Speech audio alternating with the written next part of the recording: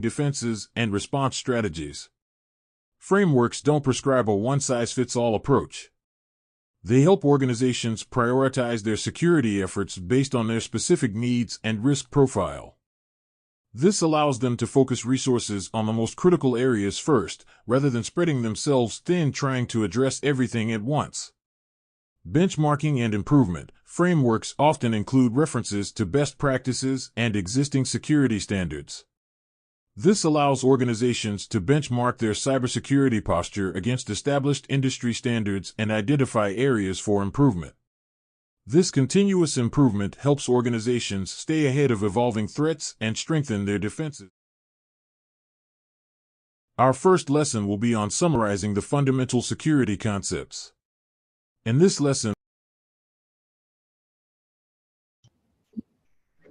Okay, I'm gonna go ahead and jump right into it. Again, not a long chapter today. Business continuity, chapter 13.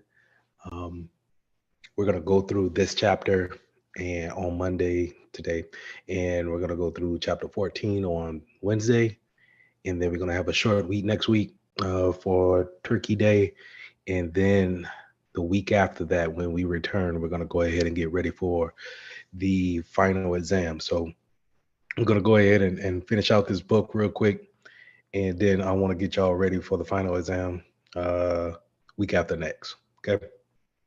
All right, so let's get started. Business continuity. Chapter 13 goes into what keeps a business running, what actually will keep a business sustained through different types of attacks, disasters that may happen, mishaps, mistakes that people make. This is what you call business continuity. So it's one thing to get a business started. It's another thing to become profitable. But then once you're actually sustain a business and you're able to maintain profitability, you want to keep going at that and constantly make profits at any time of the year within your lifestyle, your lifetime of your business. But sometimes we get attacked. Sometimes we may have a tornado that hits our company. Sometimes the power may go out within the city or the town, right? And now that takes away from our business, and we actually have to come up with a different way in order to stay afloat or stay in business, because we have different things that come along and they can actually disrupt us from day-to-day problems or day-to-day situations that we have with our business. So business continuity is being able to come up with a plan to maintain those operations and services that we may face on a day-to-day basis. So it's not just about hey, we got hacked, we got a malware on a machine, we need to clean that off. Of course, we need to do that, but that's not just what, as security professionals, that's not what we're going to focus in on. We're going to focus in on the whole picture and seeing the whole thing. So that's why I told you in the beginning of this class, we're not just necessarily going to learn how to configure a firewall or being real technical. This is a business type of a not certification, but a business type of a profession. So you have to know the ins and out of the business, what causes the business to stop, what services can you not live without for a certain amount of time to where you actually go out of business. So whenever I teach this subject, I want people to think of Netflix. Netflix is a prime example of supplying the customers with uh, material at any given time for every person, right? No matter time of the day, what region of the world you're in, you can, download that app and then get the whatever material content that you want to actually look at. Give me 1 second. So um, Netflix needs to look at how can they actually have this continuity from start to finish. How can they actually provide no downtime, no time to update servers, no time to actually say hey to all their users, log out of your accounts, and then change your passwords. They want to make sure they give a seamless continuity to their business platform. And so, you as a customer, you don't see any changes. You don't see um, any type of downtime with Netflix. Not anymore. Um, Now, when they first kind of really got popular and were the go-to app when it came to video content, they were experiencing some buffer times. They have experienced some downtimes to where certain video content wasn't available, or you couldn't log into the platform. So now, since then, they have secured that and created that continuity throughout their business platform. So that's what business continuity is. So that's just one example of, let's say, Netflix. But if you want to take it to Wendy's, the restaurant, for example, what is the business continuity of that? What can we do if the lights go down? Can we have a generator hooked up to our restaurant to where it kicks on as soon as the power goes down for the city, and but yet we're still able to serve individuals that come through our line if the whole power is out for a certain amount of time, right? What can we do if someone hacks into our systems and then get our information, our customers' information off their credit cards? Can we have firewalls put in place?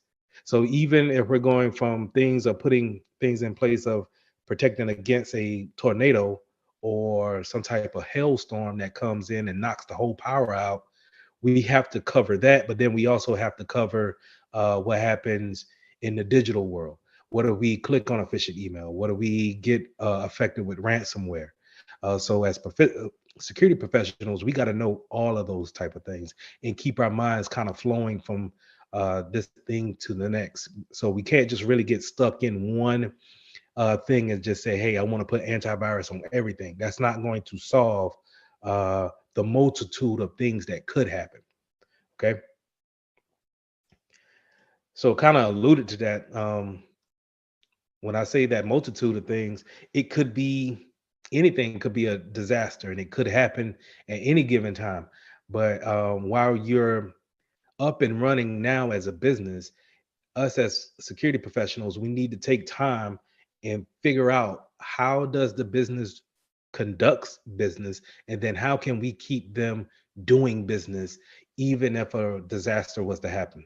So let's say if a disaster was, Zelina lost her laptop of all the account information on on our flight, right? And now we have to recover all of that. We need to shut down that laptop, but then we need to recover all the loss information that could be out there. Okay. To What do we need to do if John clicks on a phishing email and downloads ransomware? How do we back up uh, all of his files, destroy that machine that he was on, and then keep the business running? Let's say if he was working in finance and we needed to close deals that way. So those disasters that happen in different sectors, we need to just come up with a plan for each one of those things and just kind of say, hey, if this happens, then we need to go ahead and start this plan, or we need to go to plan B or plan C in order to keep the business running. Because if in certain businesses or certain sectors, if we kind of just wait until the threat is gone, or if we're just waiting for the power to come back on, we could lose customers that way. Okay, to give you an example is, what would you do if Amazon was down for maybe 4 or 5 hours a day, right? Would you find it comfortable to actually go in there and put in your credit card information and hope that they will get your order in a certain time, and then get your package to you within a reasonable time? Say if the time that you put in your order, the site went down maybe 30 minutes after that. So they really didn't receive it to the actual warehouse. Okay. So now you're just waiting, but no one ever really completed the your orders. So a company like Amazon, they rely on just being up all the time and being able to take in all of those orders around the clock, around the world. So they have to have disaster recovery plans in place just in case one server goes down or a whole server, a whole data center will go down. Let's say in Richmond, Virginia, it goes down. So they need to go ahead and switch everyone over to Dallas, Texas uh, data center, and then have all the traffic go that way. Okay. But let's say if it's a like Katrina a couple of years ago in '09. So Hurricane Katrina comes through and wipes out the whole West. So what do we do as security professionals? We need to be up on that, watching the news, understanding what could affect our business, and say, hey, well, you know what? We might need to take all the traffic that's going towards Dallas and then switch that over our data center that's up in Vancouver, Canada. Okay. So just being able to understand that different disasters can happen at any given time, and we need to be able to react to those things is a good way of keeping the business afloat and making money, even when certain disasters happen, because they can happen. We can't eliminate the threat. Okay. Let's get that. Let's get that out in the clear. We cannot, in no way, shape, or form, eliminate the threat, but we can mitigate the threat to what our assets are. So if we can't stop ransomware is going to be made regardless. Okay. But what we can do is we can educate our users to what phishing emails are. We can tell them not to click on certain things. We can mitigate those interactions to social engineering attacks, and then hopefully we can therefore bring down the risk when it comes to actually someone clicking on ransomware. Okay. So next slide. And I kind of touched on that when it came to redundancy and fault tolerance. Kind of touched on those things when talking about the overall disaster recovery plan. But a lot of times when it comes to the technical side of business, this is how we're going to really kind of mitigate that risk, right? We're going to have more than one workstation, more than one server, uh, more networks in a minute. I'll explain that more in a minute. But we have more ways of supplying power as well as sites. So let me go ahead and let's jump into servers. So whenever you go to Netflix, right? Let's go back to Netflix. Netflix doesn't just have one server that they host all of their movies on, and then you just click on one and then it pops up on your machine. What they do is they have those things replicated throughout the whole US, if I'm not mistaken, probably the world.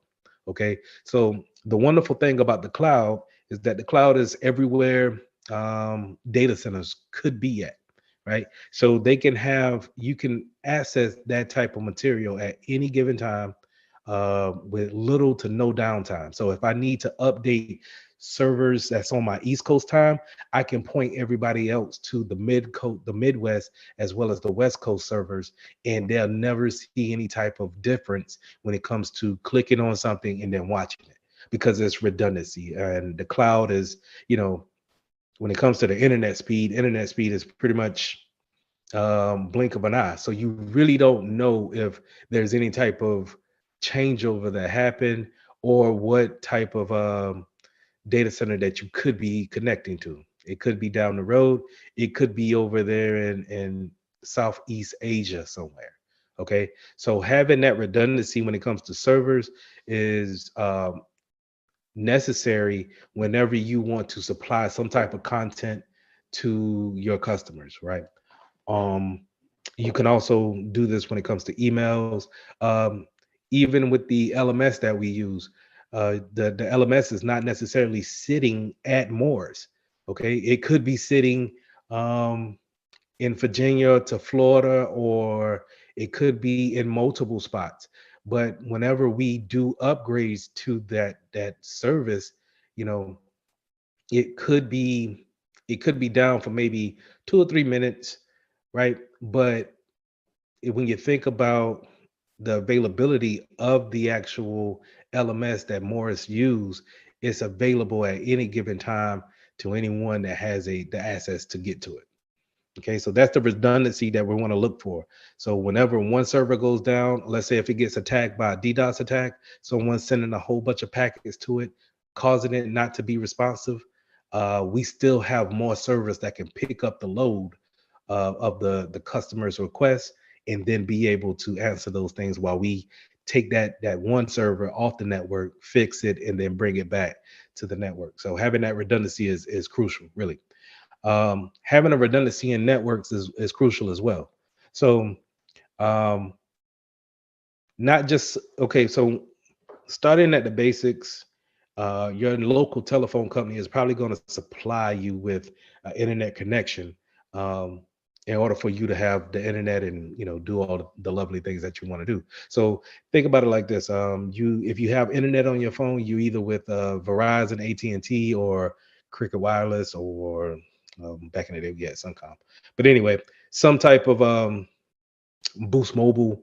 You might have some type of lower tier a phone provider that provides that internet connection.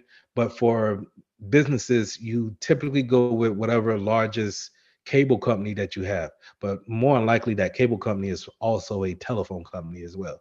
Up here, we have something called CompuCom, not CompuCom, Corporium, and they are the only internet provider up here. Well, I lie. We also have Dish Network, and you can also get internet through Dish. In Charlotte, you have AT&T with AT&T Uverse, and I think down there in Sumter, y'all got, I want to say AT&T too, or is it Spectrum? It might be Spectrum. But anyway, those telephone companies, they provide the actual internet service, right? And so if you're a business, let's say if you're a small coffee shop and you're trying to get your business off the ground, and you have a website open, and well, you have a website open, and then you are posting pictures on Instagram to promote your business. Well, you're dependent on that network. Well, you're dependent on Spectrum to actually provide you with internet connection in order for you to, promote your business. Let's say if Spectrum's doing, well, the city of Sumter is actually doing some construction down the street from your coffee shop, and they actually cut the fiber line that actually goes to your coffee shop. Now there's no internet connection to your shop or anyone else within 3 or 4 or 5 blocks of your coffee shop. Where the redundancy comes into play is that if now basically let me jump back a little bit, going back to business continuity. If now my business was really counting on the marketing that I was providing with the internet, now it's gone. How do I actually stay afloat now? How do I get my business out there? That's where I need a disaster recovery plan or a business continuity plan in order to show, okay, I don't have any internet. How do I actually post things on Instagram? Am I just going to use my network that's on my phone, or can I have another provider run a secondary internet connection into my coffee shop? Okay, so that's the redundancy of a network, right? So let's say if you have Spectrum and you have a T-Mobile. T-Mobile also will supply internet connections for a business or for a household, and you can have, let's say, your primary network being Spectrum, but just in case Spectrum wants to be crazy and cut their own line, then you can automatically switch over to T-Mobile for the time being on a lesser data plan and be able to get all your internet access out there and be able to conduct business continually, right? Because this things, well, while it sounds far-fetched, those things happen. I was in Iraq, and we um, we ran out of internet connectivity during the summer because someone in the Pacific Ocean cut a fiber line that we were using for internet access, and we didn't have a redundancy in network, so we were just kind of just out there in the middle of Iraq with no communications other than on the actual base that we were on. So having that redundancy of networks could be something that you might want to take a look at, right? Going back to Netflix or Amazon, um, those type of companies that are internet based, they need to have some type of connection to the outside world, and they need to have a redundancy just in case that primary connection gets cut, or let's say if that company goes out of business. Let's say if they hike up the prices and you don't want to pay that, so now you can't pay that, right? So now you could just jump over to your lesser data plan and see if they got something that's for you. So just having those things backing you up constantly keeps you in the keep your business moving forward. Same thing with power. Going down to our next bullet, power does the same thing. When you think about who supplies energy for your company as far as light bills, right? Is there another light company in your vicinity that you can actually go to and get another power source? Or, like I said with the Wendy's example, can you have a generator out in the back that automatically jumps on as soon as you lose power? When I was in Colombia and I worked for Ad First, they had two generators built in the back of their data center that would automatically jump on if they would go down, lose power for maybe even 30 seconds, I think. And the generators were so large and powerful, they could last 2 months, I believe, off of diesel fuel.